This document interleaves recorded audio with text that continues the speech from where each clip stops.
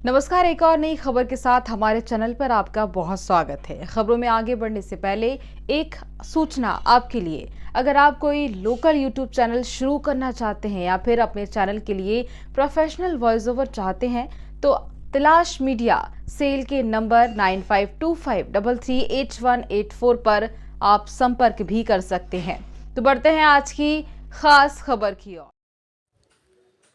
गढ़वा के नरगीर आश्रम में चल रही रामकथा अमृत वर्षा के चौथे दिन कथावाचक बाल स्वामी प्रपन्नाचार्य जी ने भगवान श्री राम और उनके भाइयों के नामकरण एवं बाल लीलाओं का मनोवैज्ञानिक दृष्टिकोण से सुंदर चित्रण प्रस्तुत किया। उन्होंने बताया कि महाराज दशरथ के घर 4 पुत्रों का जन्म हुआ, जिसके उपलक्ष्य में वशिष्ठ मुनि को नामकरण संस्कार के लिए आमंत्रित किया गया। जैसे ही वशिष्ठ मुनि ने पहले बालक को देखा, उनके मुख से स्वतः राम नाम प्रकट हुआ। ऐसा प्रतीत हुआ मानो यह नाम उन्होंने चुना नहीं बल्कि स्वयं उनकी जीवा पर प्रकट हुआ हो। राम शब्द का अर्थ सर्वोत्तम आनंद होता है और भगवान श्री राम अपने संपूर्ण जीवन काल में सबको आनंद प्रदान करते रहे। भरत का अर्थ है विश्व का भरण पोषण करने वाला। लक्ष्मण का अर्थ है जिसके पास लक्ष्मी अथवा सेवा रूपी धन हो।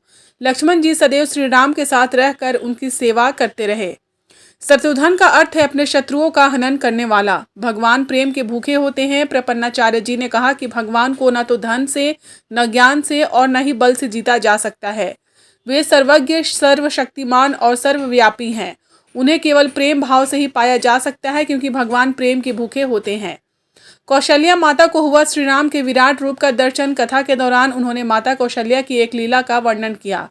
एक दिन माता कौशल्या ने बालक राम को स्नान कराया और तत्पश्चात अपने इष्ट देव की पूजा अर्चना करके कुल देवता को 56 भोग अर्पित किया।